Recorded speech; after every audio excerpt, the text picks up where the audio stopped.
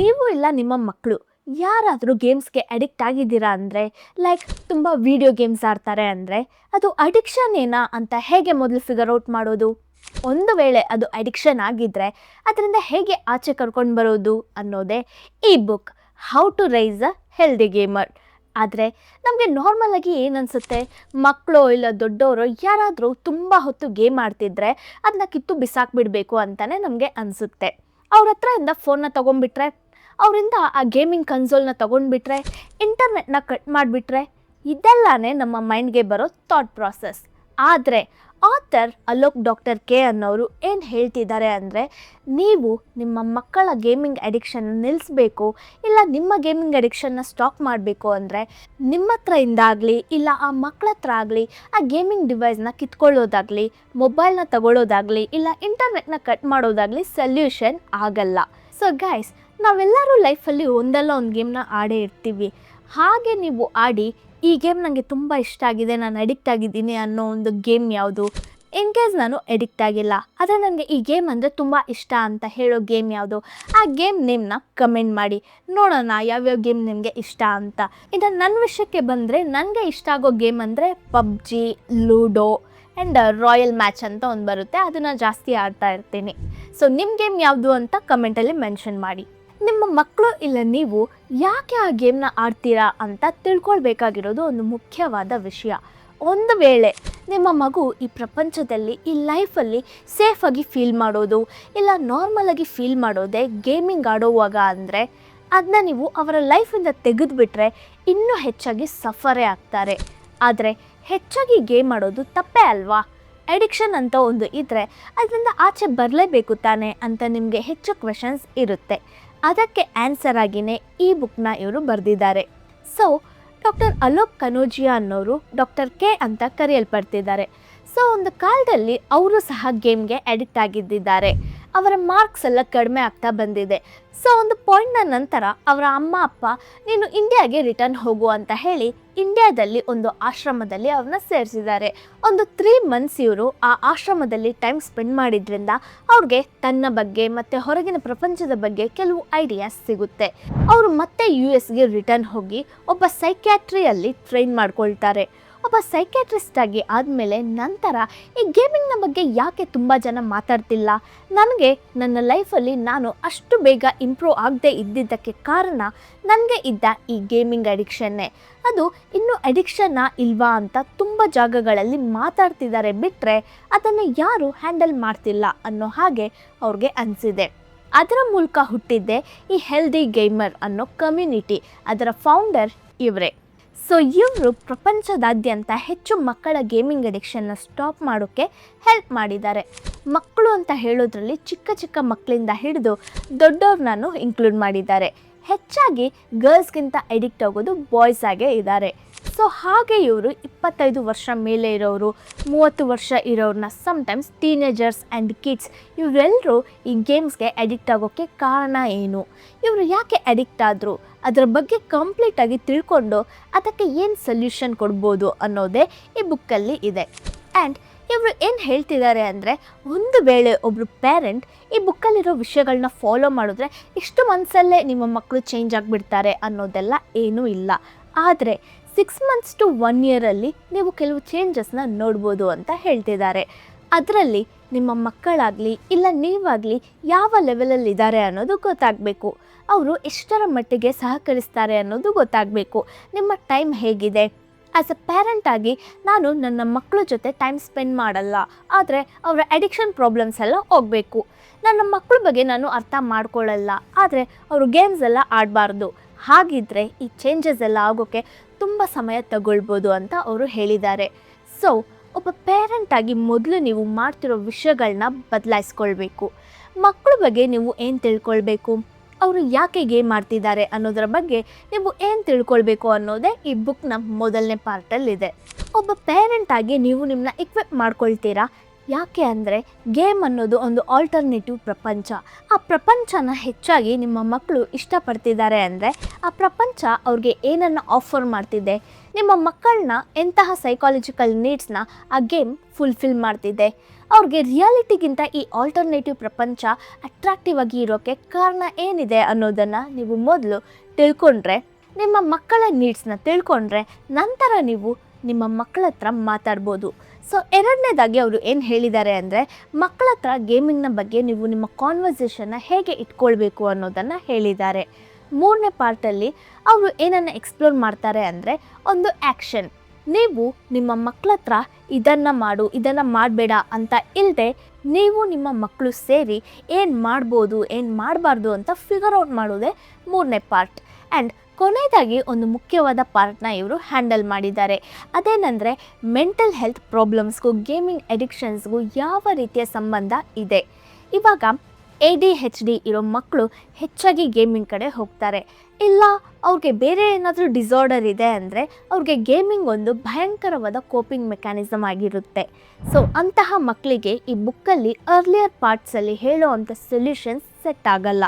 So ಅಂತಹ ಮಕ್ಕಳನ್ನು ನೀವು ಹೇಗೆ ಐಡೆಂಟಿಫೈ ಮಾಡೋದು, ಅವ್ರನ್ನ ನೀವು ಅಡಿಕ್ಷನಿಂದ ಹೇಗೆ ಹೊರಗೆ ಕರ್ಕೊಂಡು ಬರಬೇಕು ಅನ್ನೋದೇ ಈ ಬುಕ್ಕಲ್ಲಿ ಕಂಪ್ಲೀಟ್ ಆಗಿದೆ. ಸೊ ಮೊದಲು ಅವರು ಹೇಳಿರೋ ವಿಷಯ, ನೀವು ಒಬ್ಬ ಪೇರೆಂಟಾಗಿ ನಿಮ್ಮ ಮಕ್ಕಳ ಬಗ್ಗೆ ತಿಳ್ಕೊಳ್ಬೇಕಾದ ವಿಷಯಗಳು, ಮೊದಲು ನಮಗೆ ಮಕ್ಕಳ ಬ್ರೈನ್ನ ಬಗ್ಗೆ ಗೊತ್ತಾಗಬೇಕು.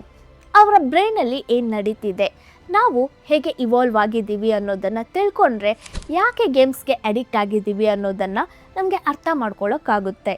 ಯಾವುದೇ ಒಂದು ಹ್ಯೂಮನ್ ಬೀಯಿಂಗ್ ಆಗಿದ್ದರೂ, ಲೈಕ್ ಮಕ್ಕಳಿಂದ ದೊಡ್ಡೋರ್ವರೆಗೂ ನಮಗೆ ಒಂದು ಸೆನ್ಸ್ ಆಫ್ ಅಕಂಪ್ಲಿಷ್ಮೆಂಟ್ ಅದು ಇದ್ದರೆ ನಮಗೆ ತುಂಬ ಫೀಲ್ ಗುಡ್ ಆಗಿರುತ್ತೆ. ಅದೇ ನಾವು ಯಾರು ಅನ್ನೋದನ್ನು ಅರ್ಥ ಮಾಡಿಸುತ್ತೆ.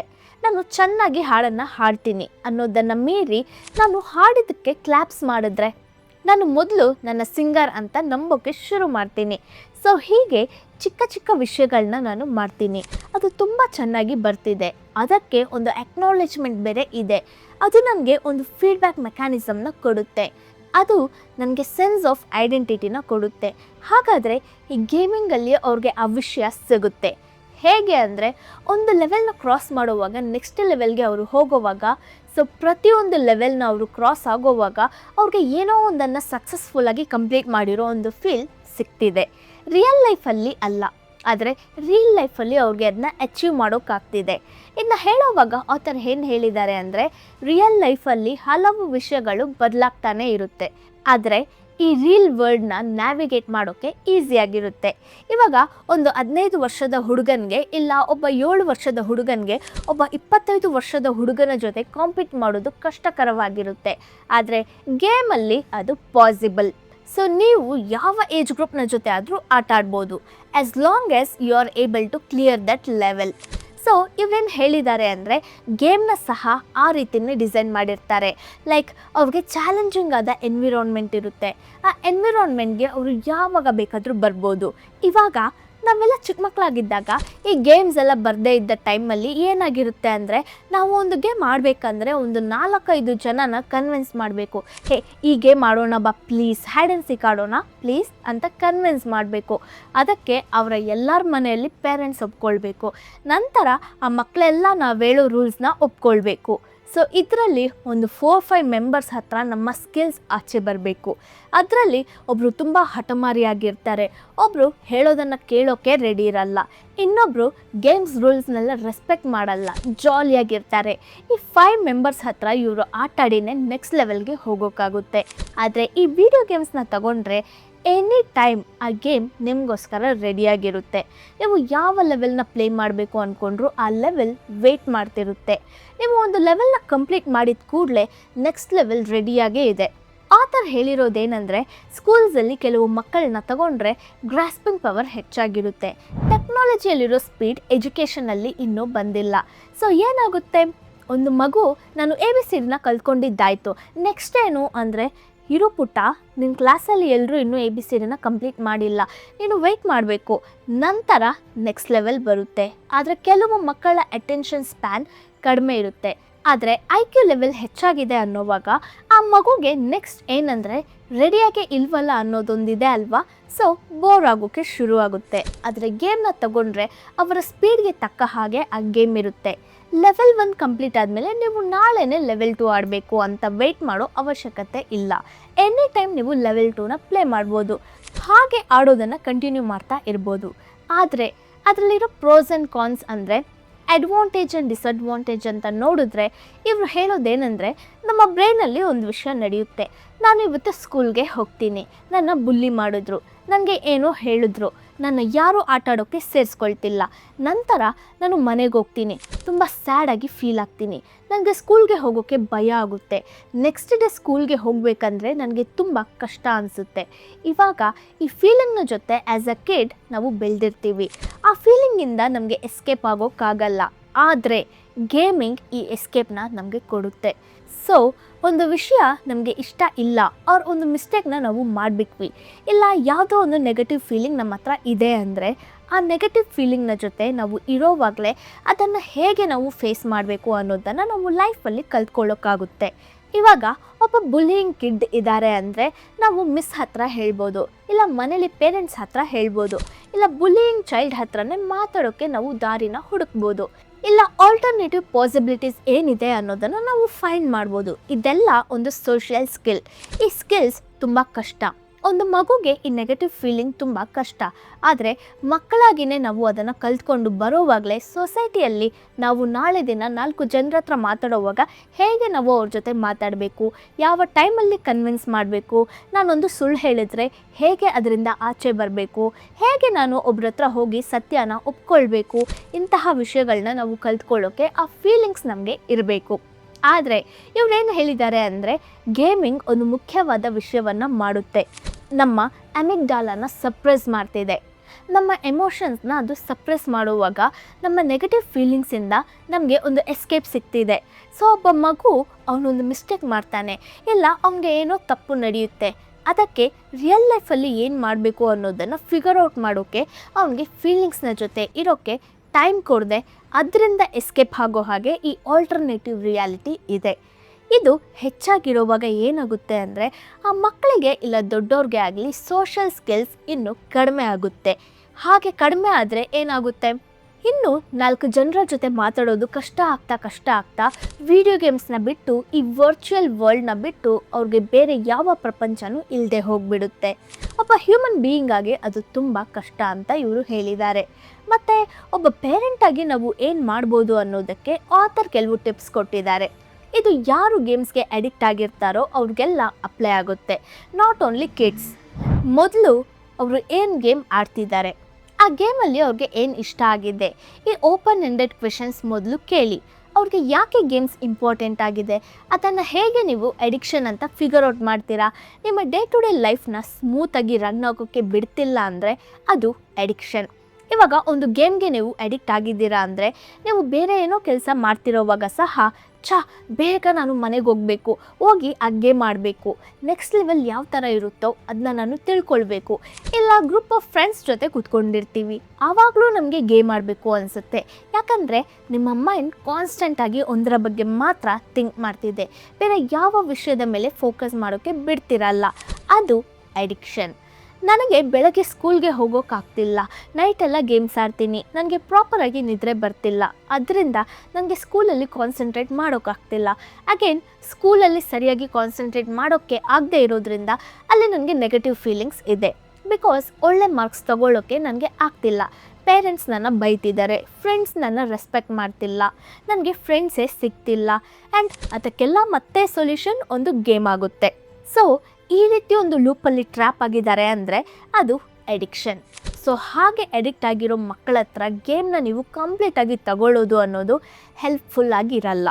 ಯಾಕಂದರೆ ಇವಾಗ ಅವ್ರಿಗೆ ಆ ಗೇಮೇ ಐಡೆಂಟಿಟಿ, ಅದರಲ್ಲಿ ಆಟ ಆಡೋರೆ ಅವರ ಕಮ್ಯುನಿಟಿ. ನಮ್ಮ ಕಮ್ಯುನಿಟಿಯಿಂದ ತೆಗೆದುಬಿಟ್ರೆ, ನಾವು ಚಿಕ್ಕ ವಯಸ್ಸಲ್ಲಿ ಫ್ರೆಂಡ್ಸ್ ಜೊತೆ ಆಟ ಆಡೋವಾಗ ನಮ್ಮ ಪೇರೆಂಟ್ಸ್ ಎಲ್ಲ ಹೇಳಿರ್ತಾರೆ, ಹೇಯ್ ನೀನು ತುಂಬ ಗಲಾಟೆ ಮಾಡಿದ್ರೆ ನಾನು ಆಟ ಆಡೋಕ್ಕೆ ಬಿಡಲ್ಲ ಅಂತ. ಆಟ ಆಡೋಕ್ಕೆ ಬಿಡಲ್ಲ ಅನ್ನೋದು ನಮಗೆ ಗೇಮ್ ಮಾತ್ರ ಕಟ್ ಆಗ್ತಿಲ್ಲ, ನಮಗೆ ನಮ್ಮ ಫ್ರೆಂಡ್ಸ್ನ ಮೀಟ್ ಆಗೋಕ್ಕಾಗಲ್ಲ, ಅವರಲ್ಲಿ ಒಂದು ಆನ್ಗೋಯಿಂಗ್ ಥಿಂಗ್ ಇರುತ್ತೆ, ಅದರಲ್ಲಿ ನಾವು ಪಾರ್ಟ್ ಆಗಿರಲ್ಲ, ಫಿಯರ್ ಆಫ್ ಮಿಸ್ಸಿಂಗ್ ಇರುತ್ತೆ. ಯಾಕಂದರೆ ನಾವಿಲ್ಲದೆ ನಮ್ಮ ಫ್ರೆಂಡ್ಸ್ ಆಟ ಆಡ್ಬಿಡ್ತಾರೋ, ನಾವಿಲ್ಲದೆ ಅವರು ಮೂವಿಗೆ ಹೋಗಿಬಿಡ್ತಾರೋ, ನಾವು ಅವರ ಪಾರ್ಟಲ್ಲೇ ಇಲ್ಲ ಅಂದರೆ ನಾಳೆ ದಿನ ಹೇಗೆ ನಾವು ಫ್ರೆಂಡ್ಸ್ ಅಂತ ಹೇಳ್ಕೊಳ್ಳೋದು, ಇಂತಹ ಕ್ವೆಶನ್ಸ್ ಎಲ್ಲ ಉಂಟಾಗುತ್ತೆ. ಅದೇ ಒಂದು ಮಗು ಗೇಮಿಂಗ್ಗೆ ಅಡಿಕ್ಟ್ ಆಗಿರೋವಾಗಲೂ ಇರುತ್ತೆ.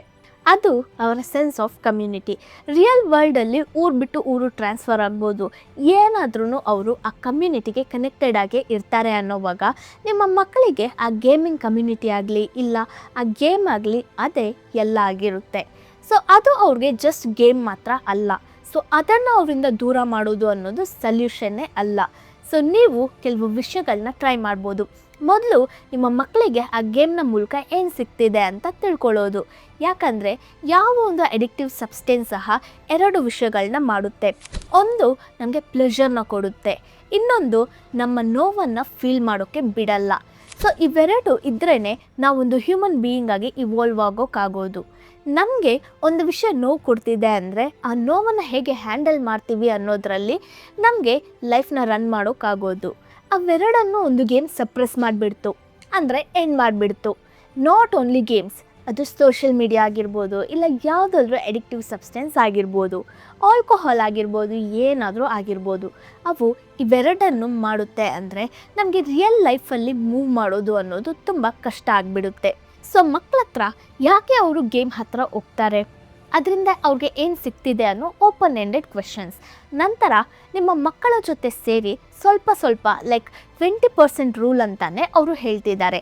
ಲೈಕ್ 100 hours ಅವರು ಆಟ ಆಡ್ತಿದ್ದಾರೆ ಅಂದರೆ ಅದರಿಂದ 20 hours ಕಡಿಮೆ ಮಾಡಿ, ನಂತರ ಇನ್ನೂ ಸ್ವಲ್ಪ, ಆಮೇಲೆ ಇನ್ನೂ ಸ್ವಲ್ಪ, ಈ ರೀತಿಯೇ ನೀವು ಅದನ್ನ ಕಡಿಮೆ ಮಾಡಬೇಕು. ಆದರೆ ಅದಕ್ಕೆ ನಿಮ್ಮ ಮಕ್ಕಳಿಗೆ ಒಂದು ಪ್ರಾಪರ್ ಆದ ಆಲ್ಟರ್ನೇಟಿವ್ ಇರಬೇಕು.